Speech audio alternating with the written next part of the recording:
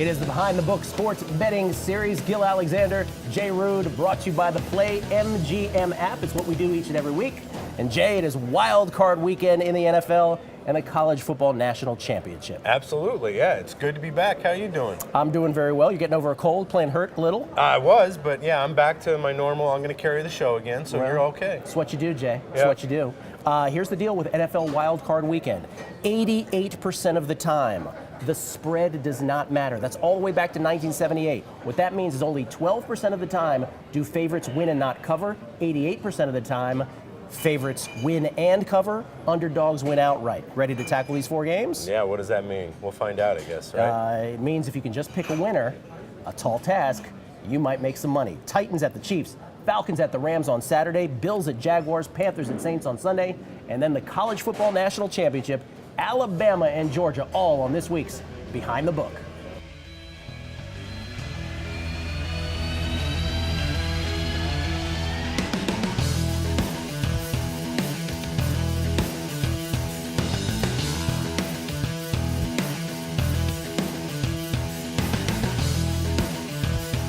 Live from the Tap Sports Bar, once again at the MGM Grand, Gil Alexander from the Vegas Stats and Information Network. Jay Rude, Vice President, Race and Sports, MGM Resorts International. Very large title again. It kicks off Wild Card Weekend, Jay. Titans at the Chiefs. Yes. Chiefs 8-point favorites. They didn't even start Alex Smith last week. Patrick Mahomes looked good, by the way. Titans get the win. They beat a Jaguars team that was playing all its players. Titans get it done, but Marcus Mariota, 134 yards passing, 66 on the screen pass touchdown to Derrick Henry. So other than that particular pass, a 68-yard performance. Do you trust Mariota? I think the public has voted, and they voted that they don't. They do not. You know, I mean, he's getting worse treatment than Alex Smith did 3 years ago. You know, I mean, and Alex Smith was, everyone loved to play down his performance. But I think, we opened this 7.5. It's up to 8. We're getting nothing but Chiefs money at this point. It's not coming back, is it? No, if you miss a 7.5, which 7.5, 8, 8.5, it's all kind of, like you said, just pick a winner. And if you think, if you believe in the Chiefs and you don't believe in the Titans and you think the Titans are going to perform sort of like the Titans have, and you're picking the side that you think is going to win. I'm going to need a little bit tighter performance out of the Titans. I'm going to need a turnover out of the Kansas City Chiefs because I'm going to need Mariota and the boys. You're going to need Mariota and the boys. I don't envy you for that position. And to clarify what Jay was saying and what I mentioned earlier, this is the one weekend in the NFL more than any that if you can just pick the winner historically since 1978, just shy of 89% of the time, winners cover. That is to say, favorites cover the point spread when they win. Underdogs win outright. Only 12% of the time do favorites win and not cover. And in fact, last 10 years, it is a full 90%. 35-2-3 winners against the spread. So you're giving me a 10% chance this weekend. Yeah, 10% chance to get it right throw where you in the need it. teasers on top of that to erode another 2 or 3 percentage points. Oh, yeah. It's a whiskey weekend. A whiskey weekend, big teasers weekend. Chiefs hosting the Tennessee Titans, starting things out wild card weekend. Chiefs favored by 8, total 44.5. Back from the MGM Grand Tap Sports Bar here in beautiful Las Vegas, Nevada. Gil Alexander, Jay Rude. It is Behind the Book, brought to you by the Play MGM app. Jay, I don't want to give away free advice for bettors out there, because in addition to against the spread, these favorites are so teasable. So teasable. Oh, yeah. I know that's maybe what worries you more than anything in all these games. Yeah, all these games are perfect. You just walk up to the counter. I can, if these stay close, I'm going to need a blowout one way or the other. Yeah. To bust this up, I'm going to need an outright win, or I'm going to need a blowout to bust up teasers. Because you're right. This is a prime tease weekend, and it's always has been. I think the last 2 years, if you just walked up to the counter and said teaser on Wild Card Weekend, you pretty much won, including totals. I mean, because you have such a strong sample size. These teams start to, really play to their core. Mm-hmm. They don't do a whole lot crazy. Like in the bowl season, you see some of these teams are like, it's a bowl game. I'm not going to lose my job. Let's do a fake punt. Let's go for it on 4th and 1. Right. They do crazy stuff. They don't do that in the NFL in these spots. So, you play pretty much statistically to who you are. Falcons are at the Rams afternoon game on Saturday in the NFC. Rams are 6.5-point favorite. Total is at 48. One of these spreads that is right around a touchdown. Rams didn't play anybody last week. They tried to quote unquote tank to the 4 position so they could get Philly in round 2. Quote unquote. They did a really good job of it. Saints wouldn't let them do it. So the Rams end up at number 3 here. Falcons do beat the Panthers. Cam Newton was terrible. Rams 6.5. Advanced stats like Football Outsiders have the Rams top 6 offense, defense, special teams. That's kind of historical. Last 31-year sample size, only 9 teams have ever done that. This year's version of the Rams are one of those teams. And how many times have they been in the playoffs? Never. Yeah. With this group. I think that's going to be something that's going to show up a little bit. Okay. I'm going to need it to show up. I think we're going to have a spot where I think the public is going to buy into the Rams. They're going to be back to maybe thinking they're the greatest show on turf again or something like that. But we're going to be, I think, big Falcon fans unless the Sharps haven't really shown their hand and come back in on the Falcons here. And I think, the experience the Falcons just recently went through, struggled through a regular season, I think you can see the Falcons come to life here. Wow. And we're going to need them. But I think most of the public is going to be on the Rams. I think people started really believing in the Rams week 9. People like offense, Jay. I know how they are. That's exactly. Yeah. You might see a lot in this game. Yeah, and this year's version of the Falcons, that offense, not what it was last year when they went all the way to the NFC Championship and famously squandered the Super Bowl late. Rams, 6.5-point favorites against the Falcons late on Saturday. It's our favorite segment here on the Behind the Book Sports Series. Ask the Pro, Jay. You're the pro. Ready to do this?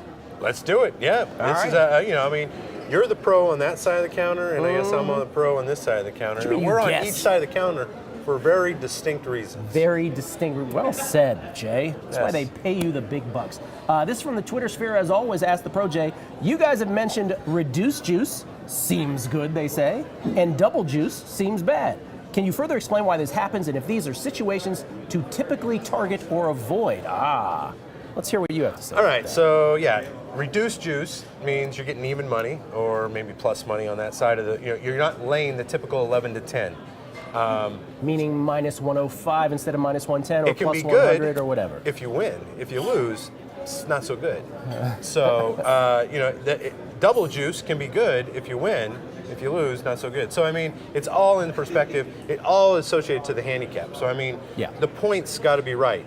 And the only reason we use the juice, the double juice, and we do that is because we're usually on a key number of 3 or 7, where we don't necessarily, the market hasn't gone to 7.5, but we're getting a particular amount of action on one side. So we want to make it a little bit more expensive for you to play that side. So we'll double juice it and go to minus $1.20. A shading, perhaps, is Shading, the term. yeah. Maybe it's a precursor to us going to 7.5. Maybe it keeps us from opening up a side, or getting middled. If we went from 6.5 to 7, I'm very reluctant to go to 7.5. I'd rather make you lay in a little extra juice, and if it works out for me, then I pick up double juice. Double juice. And as you intimated before, it ain't juice if you win it. That's right. That's what the old gamblers like to say. Ask the Pro. Ask any question of Jay Rude and myself each and every week right here on Behind the Book. Live from the Tap Sports Bar here at the MGM Grand, Gil Alexander, Jay Rude. Great atmosphere here at the Tap Sports Bar at the MGM Grand. TV screens and beautiful HD TV screens all around. Any sport you want at any time. I'm sure you could get cricket if you wanted to here. Maybe not cricket, Jay. Maybe not cricket. They got curling. But football on Saturday and Sunday for sure. Sunday, 4 teams in Wild Card Weekend. For lack of a better phrase, they're all kind of limping in. In this first game on Sunday, the Bills... Not much more so than this. Yes, the Bills and the Jaguars. The Bills literally, the Jaguars figuratively. The Bills with LaShawn McCoy very much in question. Game time decision for the Bills standout running back. The Bills who broke their 17-year drought of not making the playoffs. That was the longest streak at the time of all North American professional sports franchises. Who holds that title now? Seattle Mariners. Seattle Mariners. Don't leave me hanging. Poor Jeff. Yeah. Last Mariners team, by the way, the one that won 116 games. Yes. Didn't make the playoffs. So the Bills are in courtesy of Andy Dalton's heroics at the end of that Bengals-Ravens game. Ravens out, Bills in. Bills with a minus 57 point differential, the 5th worst in NFL history among playoff teams. They're at the Jaguars. The Jaguars on a 2-game losing streak. And they played their players last week against the Titans. Jags are 8-point favorites, total at 39. Do you trust Blake Bortles? Classic Blake Bortles. If he shows up, you might be in trouble. Classic like we talked Blake about Bortles. last week, yes. I think this is going to be the toughest game for the public to figure out. This game, we might have obviously the least amount of action to it, but I think this game probably will produce the most split action as well. You're going to have people, betting the Bills that backed their way into the playoffs here, thanks to Andy Dalton, and the Cincinnati Bengals. I think you're probably going to find more people willing to take the points with a team that's elated they got in there to a team that sort of really wanted to win that game last week and establish a tone going into the playoffs. They did. So pick your poison. Pick your poison. And again, LaShawn McCoy, game time decision. So this is one of those games where you're looking for any bit of information you can get, anything that tips the hand of whether McCoy plays or not. And then if he does play, how effective is he going to be? Is he a decoy? Is he part of the offense? And again, like we always say, I got to book it. You don't got to bet it. That is the biggest advantage for the bettor. He's got to book every game. You can actually be selective. That's your advantage. Perhaps this is the stay away. Bills at Jaguars. Jaguars 8-point favorites. Total the lowest on the board wild card weekend at 39. Gil Alexander from VSiN and Jay Rude, Vice President, Race and Sports, MGM Resorts International. Final game wild card weekend. Highest total on the board. Panthers at the Saints. 48.5 with the Saints. 6.5-point favorites against their NFC South rival Panthers.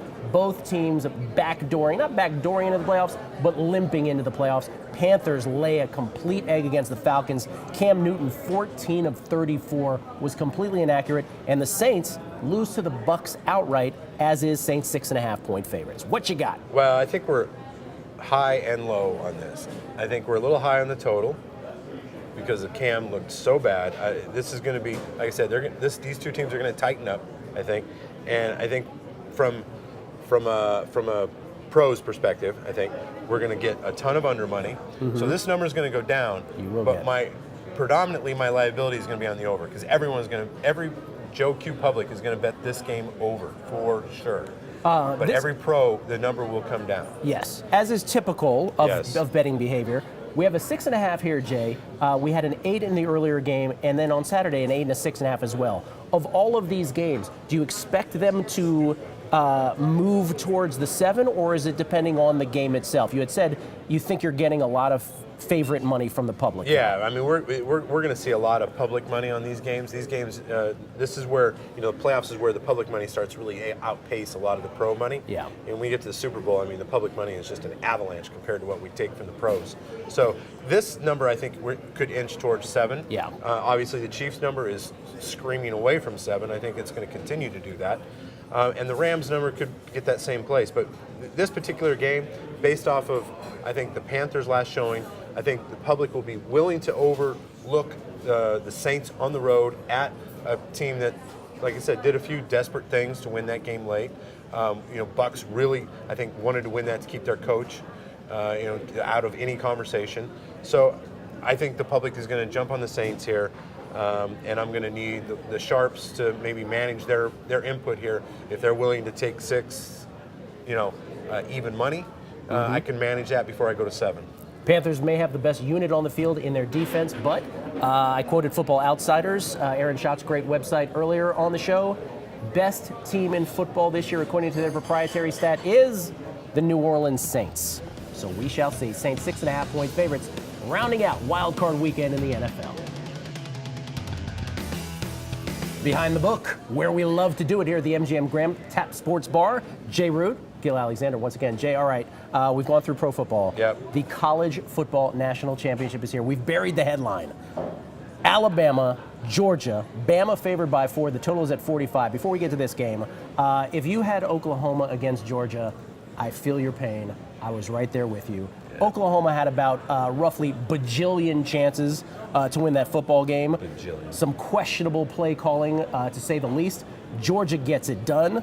And Bama then, in the subsequent game, which everyone kind of sleptwalked through because we were so exhausted from the first game, they're up 10-6 in the third quarter. Clemson actually driving for the lead, and then in a span of 4.5 minutes, completely turns on its head. Alabama Wheels dominates. Fell off. Yeah. Wheels fell off. Yeah, and I mean, the Georgia cornerback, I was really impressed with that kid. Very impressive. He made a couple of critical adjustments at the line that really turned that game around for him. He's got his work cut out again. You know, he's going to face a pretty tough defense, and we opened this 4, went to 4.5, back down to 4, so we're kind of all over it. But right now, the early money and really big money. I mean, we've taken 2 6-figure wagers so far on the Georgia Bulldogs. So, but I have no, misconceptions that I think we're going to be big Georgia fans once this is all said and done. Because there is no more public team in college football Absolutely. than the Alabama Crimson Tide. So all that public money, we talked about it in the wild card weekend in the pros, but Alabama is so public. They're the Yankees of college football. All that money's going to pour late on Alabama, isn't it? Yeah, well, the good news is we can't possibly lose more than we did to last year's national championship game. I paid so much money on that. If you remember, I never got off a 7. Yeah. They pounded the money lines. Watson, took it up my wazoo like you wouldn't believe. And that's a technical term. Yeah.